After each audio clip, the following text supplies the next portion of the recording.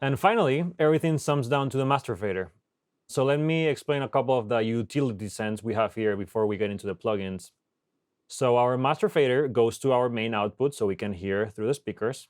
We also have a send going to our meter track, which is just an aux where we insert our meter plugins. We use the NuGen so we can check our LUFS level for the overall mix, and also some old school VU meters, which are actually calibrated. If you see here, the headroom is at 8, not 18, which is the default that the plugin comes with. And what this basically does is that when Michael sees the VU around 0 dB, it's actually the LUFS target level that I want him to be at. And that's always up in the corner. So in my peripheral, at any point, and plus because I know how everything's happening in my ABCD, I can look at that meter, and if it's looking hot, I'm like, you know what? I'll bet you it's time to play with my submaster, bring it down a little bit and see whether I'm just pushing all the compressors a little. I can open up the plugins of ABCD, primarily B, and confirm it, but I can already hear it. I'm like, I haven't been paying attention. Things are starting to move a little less.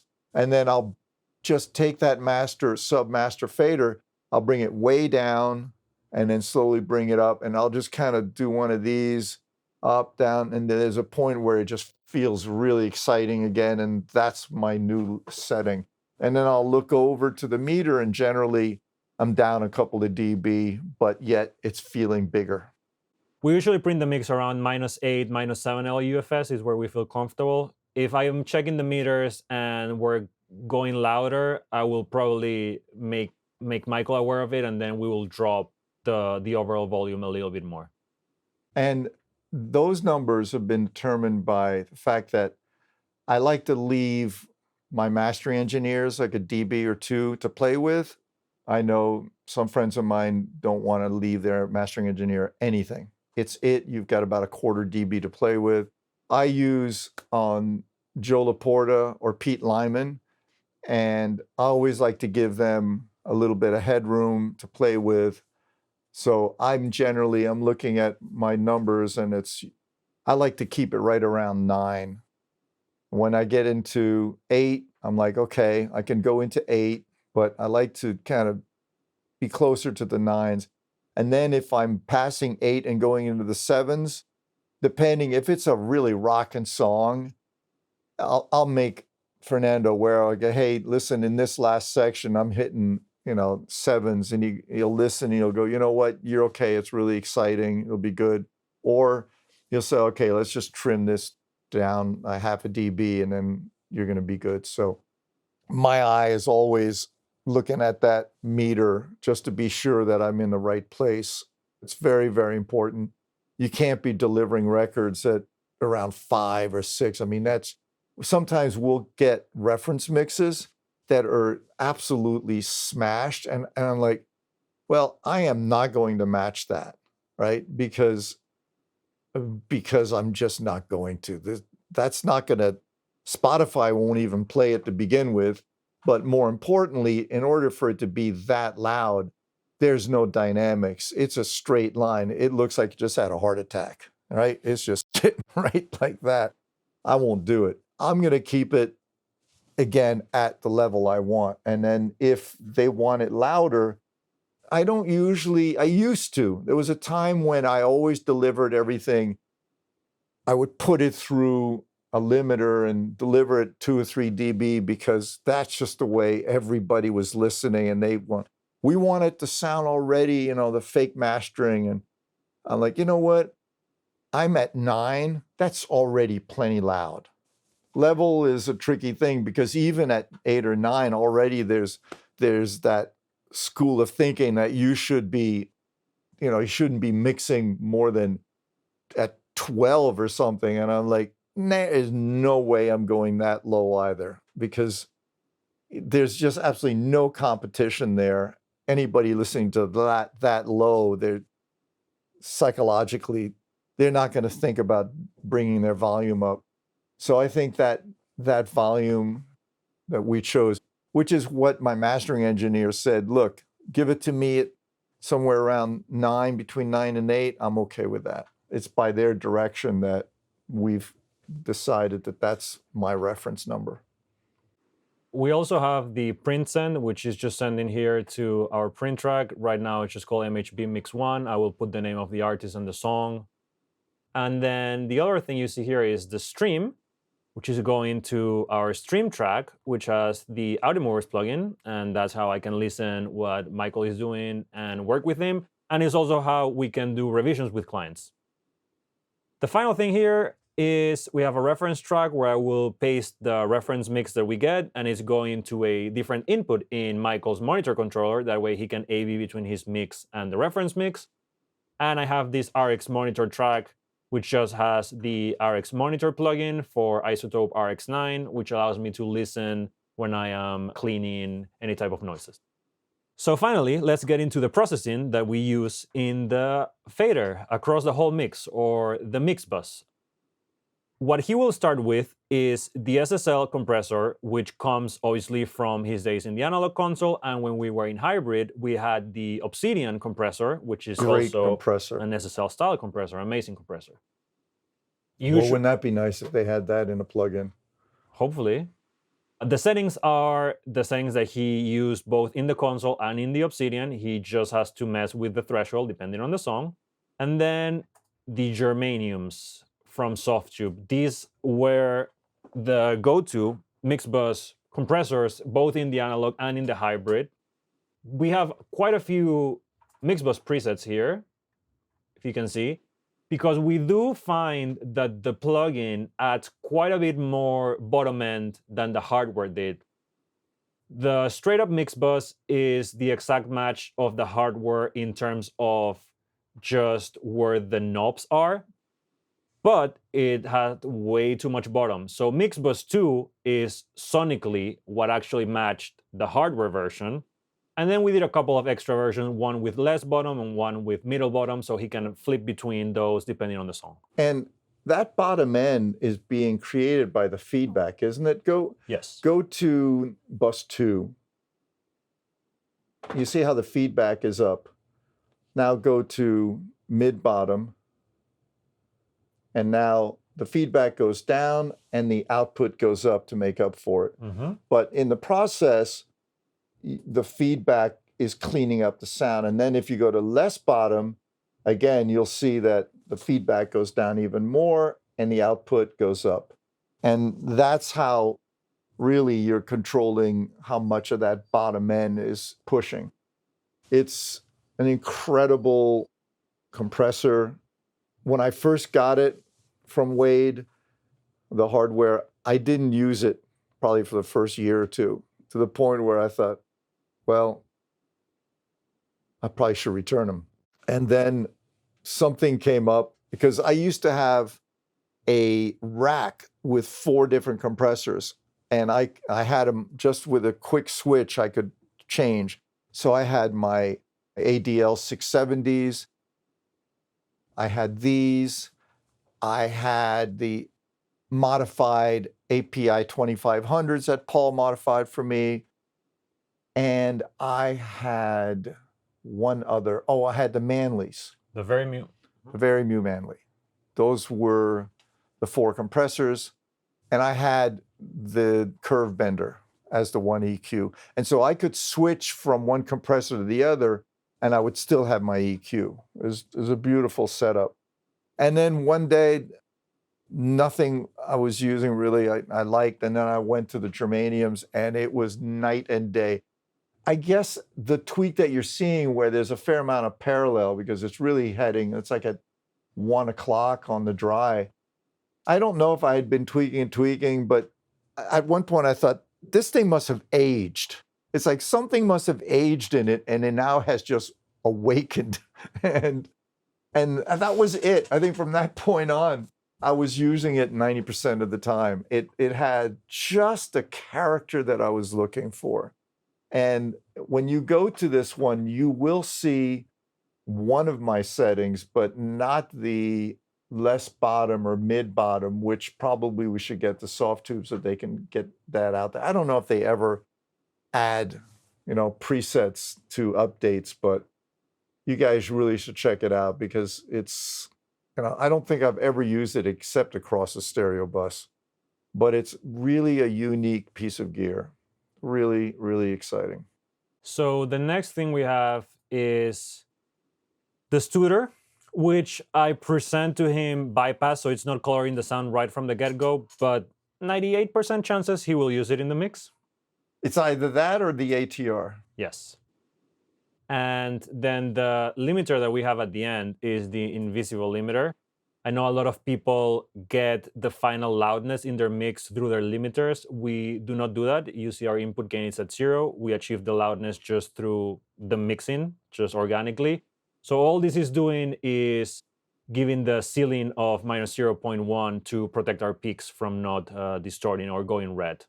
Now, the other things that you see that are inactive are other things that Michael liked to put, but I don't start him with those. He can just add them into the mix later. So let us show you what we have here. This is something that's just recently I started doing. I don't know what led to it. I think this particular song was lacking low-end punch. It was lacking a presence. The way it had been recorded was deficient.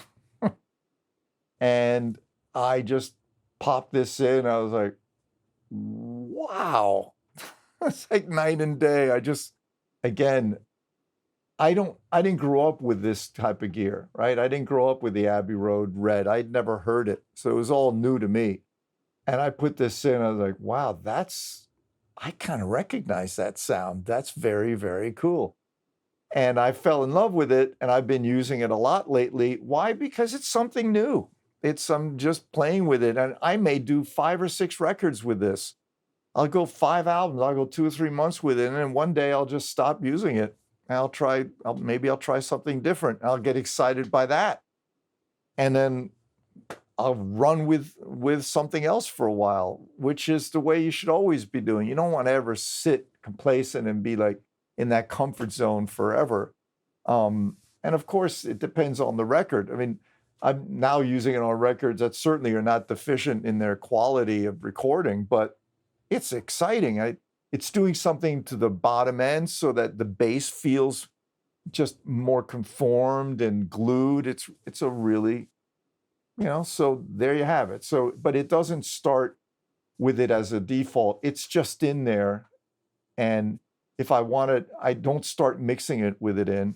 I'll mix for a while and then I'll go, wow, I wonder if it would sound better with that. And then I'll pop it in and it's a yay or nay. So that would be across the whole mix. Then there are times when I want to create a little bit more of a width or a little bit different excitement in a chorus or maybe in a bridge. And there's different ways to go about that. These are 2 of them, the Unison and the Shadow Hills. And the Shadow Hills, you'll notice, has got a stereo width to it. And sometimes I'll go between steel, iron, and nickel. Just depends. It's just a nice little, tone. And maybe the chorus comes in. I just want that chorus to just open up a little bit, and then I'll take it back out for the verse. So it kind of does one of these. It kind of brightens up, get a little smile on there, and then boop, back into a focus. Because remember, there's a little widener on it. So it widens a little bit and then focuses back on the verse. And sometimes it's a great way to do that when really not much is happening instrumental and arrangement-wise from verse to chorus. Everything kind of is same arrangement, same playing. There's no really new introduction of another element. So you want to do it sonically. And sometimes, by the way, to get that chorus to be open, you'll do something that widens it and you'll do something that makes it brighter and lower. And so now the picture gets bigger. So as a listener, you get that physical effect. It's basically like a sleight of hand because nothing really much happened, but you're physically feeling that change in emotion. And then you're feeling it going back into the verse when maybe there's less bottom. The whole track tightens up a little bit, the stereo tightens up, and there's more focus on the vocal again. So these are little ways of helping a chorus become more of a hook. Then we have the 2 master EQs, which most likely will be either or. It's very rare when we will sum them, although it has happened a couple of times, but it will be depending on the song which one feels better. The top one is a straight up EQ. I used to have the Alicia, and so I know it well, and I used it often. There's a clarity. It almost reminds me of what Paul Wolf did with the API, where you just have a certain clarity about things. It's a little bit more clinical. It's still musical, but much cleaner. And the way the EQs, the curves and stuff work, it's got a cool sound to it, and it's a bit more transparent. Now the Curve Bender, I used to just use as an EQ, but then I decided, well, I think I'm going to start doing MS with that. Again, it's another way of popping in maybe on a chorus to widen it. That maybe the idea of putting the shadow in didn't work for me because it was compressing a little bit, but EQing, opening up some lower mid-range in the middle, and then opening up the EQing the size a little bit more, and actually bringing the level up by 0.5 dB on the sides gives you that aha moment that it just needed. And sometimes that doesn't work because it takes the focus away from the vocal. And so I'll go to the other EQ and see if that works. And then I'll decide that neither of them really worked because it just took away from what was already a good thing. And even with, sometimes I'll do that and I'll run it by Fernando because I always ask him, what does he think? Because if I'm trying new ideas, it's nice to have that sounding board. He'll listen, he'll go, I don't like it, and he'll tell me why, not just, I don't like it. So I don't like it because, it takes a little bit away from the vocal now, and then I'll listen again, I'll go, wow, you're right, we don't need that, and I'll take it out. And then maybe I'll go, what do you think of this idea? And I'll throw that at him. And again, it's his opinion, I can take it or leave it, but it's nice to have a nice take on what I'm trying to do because I'm all alone here. And most of these decisions I'm making on my own, in fact, all of them, but it's nice to go, hey, what do you think of this? Does this make you feel better when I put this in?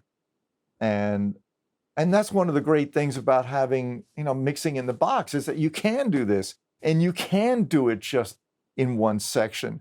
You couldn't do that in the analog world, not unless you cut tape. Tape. I stopped using tape after people kept asking for recalls. So, and also the quality of tape went down, so you couldn't really depend on that anymore. So bottom line is that with all these opportunities, I'm so much more excited about mixing in the box because I can do all these things. What's the result of that? It's a result of a song that just feels more dynamic, feels more emotional, is exciting to listen to, in a very natural way. And unless you go too far, and if you wanted to go too far for a desired effect, you can do that too. There are times when I just put the whole mix into a phaser if I want to, or maybe I do a high pass or a low pass and, one little section and you're going from nothing to, and you can do that so easily and you automate it. Back in the days of analog, this was a process.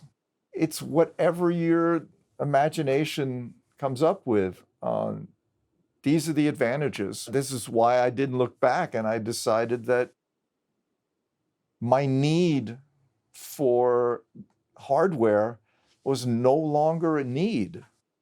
This is the reason why it developed into where we are now with the help of Fernando, because you've just heard him now for the last hour describe what he went through, the fine detail that I could have never drawn. I don't even know I could have heard the stuff that he was hearing. He's got fresh young ears that can just laser into something. I'm always listening to the big picture. I could care less, I'm going for the vibe. But in order for him to allow me to have the vibe, he had to go through all that work. So it's extraordinary because I never really paid attention to what he was doing. I would just sit there and I go, yeah, I like that, or I don't like it. And he's back there, going through this. It's extraordinary. But what he accomplished is simply that I can mix and it feels just like I am when I was on the analog desk, and then the hybrid. And now there's no stopping. Now we're going into, the next level of what it's like to be mixing in the box. We're taking that to the next level, which is really, really exciting.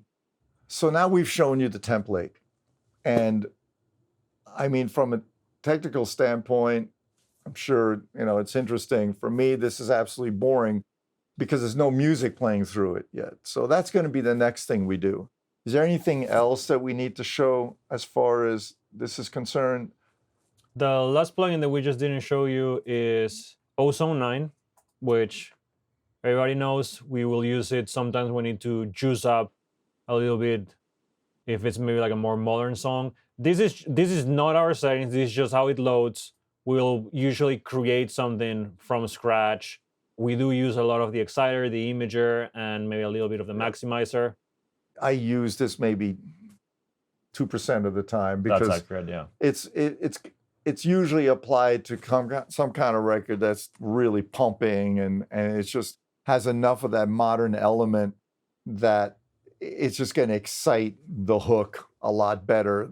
And if I didn't do it, probably the mastering engineer would end up doing it. So it's one of those things where when I pop it in, I go, oh yeah, this takes it home for me, then I'll use it. But generally, it's just too powerful in processing that, it has to be appropriate with what's going on. For many of you who have been to some of my seminars, I've always been very open about what I'm developing. With the tape op, I'd already been doing this for over 10, 15 years before I revealed what I was doing. Not sure that anybody would really like it anyway, because I didn't know, we all live in a vacuum here when we're mixing. Then when I did the hybrid and I did the interview in 2013, again, the kind of a follow-up with Larry on where now at this point I'm in the hybrid.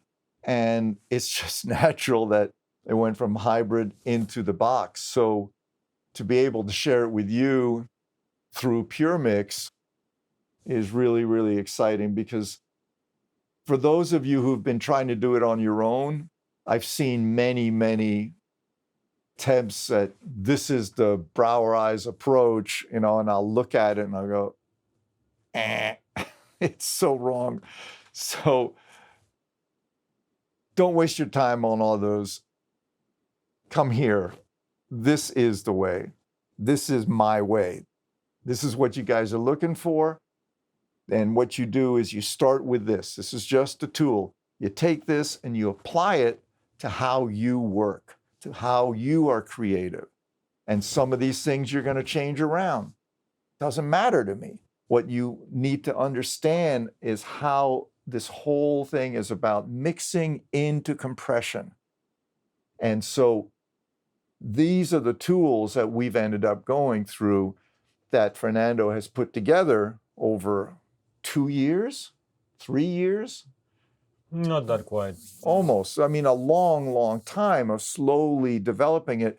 And it didn't really, really get super serious. I mean, where I now got into it and go, okay, now we need to tweak, until 2 years ago when COVID began. So it's been quite a long process. And now we're at a point where, yeah, I can reveal this because it's solid. We keep doing this. Template doesn't really change much.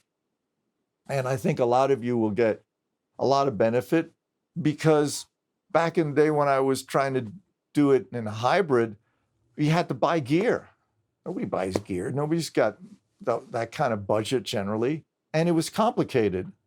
Well, this is complicated too, but once you set it up, you leave it alone, which was the way my whole setup has always been. You leave it alone. But again, you had to buy a lot of hardware. Here, it's all in the software. You just have to invest in these companies. And if you really want to go exactly how we're doing it, then yes, I think we're going to provide you with a whole list of all the plugins that are needed for this. If you want to substitute, by all means, you can go ahead and try to substitute, but then you won't really know what you're substituting for because you need to know the sound first. So maybe you try and do a demo, of exactly what I have, do some prints, do some stems, really, really get into the detail of it. And then you can spend time trying to find substitutes by the time the demo runs out. Or if it's really great, sell the dog, sell the cat, put the kids away, and get your plugins. I mean, I didn't do that, but depends how important it is to have those plugins in. Good luck with it all, and I think you'll have great time, except there's only one more thing that we got to do. Now we're just going to put into use. So it's time to put the gloves on and hear what this tool, this little powerful engine can do.